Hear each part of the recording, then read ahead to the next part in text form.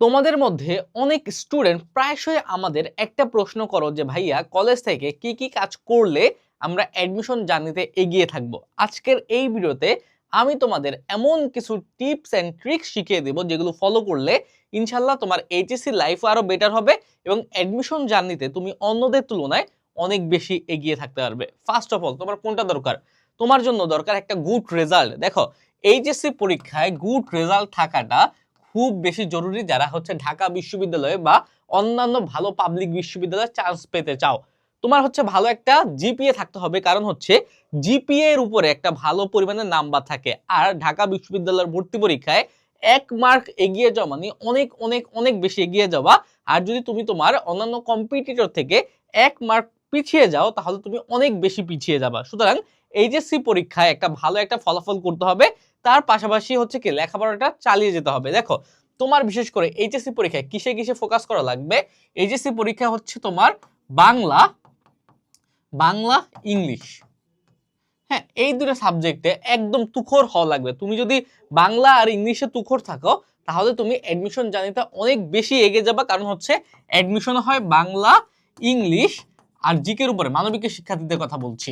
এখন বাংলা আর ইংলিশ কিন্তু কি তোমার এই এইচএসসি লাইফের বাংলা ইংলিশই প্রায় আসে। হ্যাঁ, এগুলো হচ্ছে তোমাকে অনেক এগিয়ে রাখবে, আর জিকেটা তোমার পরে পড়লেই হয়ে যাবে। সুতরাং তোমার এইচএসসি পরীক্ষায় বাংলা আর ইংরেজি বইটা এমন ভাবে পড়তে হবে যে তোমার যাতে একটা ভালো একটা রেজাল্টও থাকে, তার পাশাপাশি তোমার অ্যাডমিশনও এটা হেল্পফুল হবে। এখন কিভাবে পড়বা? বাংলা একদম ধরে ধরে পড়বা, একদম একদম অ্যাডমিশন আগে করবা। বিশেষ করে তোমরা যারা আমাদের হচ্ছে একাডেমিক টু অ্যাডমিশন কোর্সে আছো, পূর্বের আমাদের যে ক্লাসগুলো আছে ওগুলো বাদ আমরা নতুন যে ক্লাসগুলো আছে ওগুলো একবার করো। ওগুলোতে কি হবে, আমরা দুইটা সেকশন রাখছি।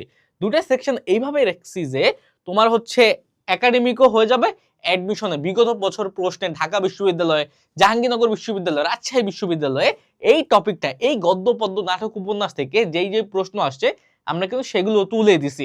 আবার বাংলা গ্রামারের ক্ষেত্রেও সেম। ইংরেজি ফার্স্ট পেপার টেক্সট বুকটা আমরা কিভাবে পড়িয়েছি ভাইয়া, যারা একবার ক্লাসটা করেছো বা ডেমো ক্লাসটা দেখো, আমরা প্রত্যেকটা শব্দের ওয়ার্ড মিনিং ধরে ধরে ধরে ধরে পড়াইছি।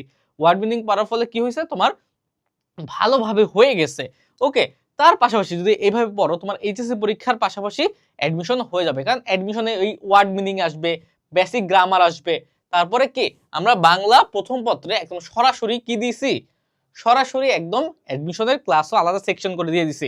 আর অ্যাডমিশনের জন্য 150টারও বেশি ডেডিকেটেড ক্লাস দেওয়া আছে, যেখানে বাংলা ইংলিশ জিকের উপরে অ্যাডমিশনের মতো করে ক্লাস দেওয়া আছে। ওকে, তারপরে বেসিক ক্লিয়ার করো ভাইয়া। বেসিক ক্লিয়ার করা ছাড়া কখনোই তুমি অ্যাডমিশনে ভালো করতে পারবা না। তোমরা অনেকে চিন্তা করো যে এইচএসসি পরীক্ষার পরে আমি যে সময়টা পাবো ওই সময়টা আমি শেষ করব, কিন্তু না, তোমার যদি বেসিক ক্লিয়ার না থাকে তুমি কখনোই শেষ করতে পারো না। বেসিক ক্লিয়ার কি করবা?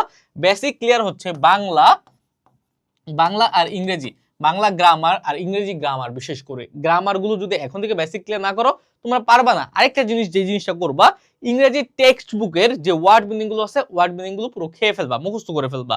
ওয়ার্ড মিনিং থেকে তোমার পরীক্ষায় আসবেই। ওকে, তারপর হচ্ছে এমসিকিউ প্র্যাকটিস করো ভাইয়া। কারণ কি ভাইয়া, দেখো, ঢাকা বিশ্ববিদ্যালয়ের রিটেন হয়, কিন্তু ঢাকা বিশ্ববিদ্যালয়ের রিটেনও হয়, এমসিকিউ হয়।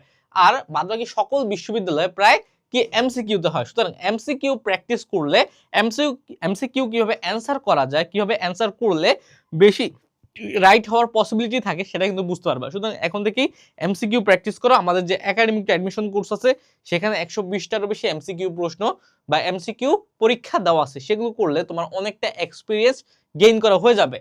তারপর প্রপার একটা গাইডলাইনে থাকো ভাইয়া। কারণ হচ্ছে যদি প্রপার গাইডলাইনে না থাকো, বিশেষ করে যারা হচ্ছে ঢাকা বিশ্ববিদ্যালয়ে পড়ে, তোমার বড় ভাই বা আপু বা আমরা, আমাদের ফলো করতে পারো, কারণ আমরা হচ্ছে তোমাদের এই ফেজটা পার করে আসছি। সুতরাং আমরা তোমাকে বলে দেবো যে কিভাবে লেখাপড়া করলে তুমি ইজিলি চান্স পাবা, কিভাবে চলবা, কি কি করবা, কি কি করবা না, এগুলো ভালোভাবে ফলো করতে হবে। ওকে ভাই, এইভাবে করলে আশা করা যায় খুব ইজিলি, একদম ইজিয়েস্ট ওয়েতে তোমার ইনশাল্লাহ হয়ে যাবে অ্যাডমিশনটা।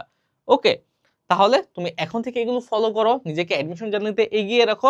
তুমি এইচএসসি পরীক্ষার পরে বুঝবা যে সাজিদুর ভাইয়া তোমাদের কি বলছে আর তোমাকে এই জিনিসটা কতটা তোমাকে এগিয়ে রাখবে অন্যান্য ফ্রেন্ডের থেকে। ওকে, তাহলে আজকের ভিডিওটা এই পর্যন্তই। আবার দেখা হবে, সেই পর্যন্ত সুস্থ থাকো, ভালো থাকো। আসসালামু আলাইকুম।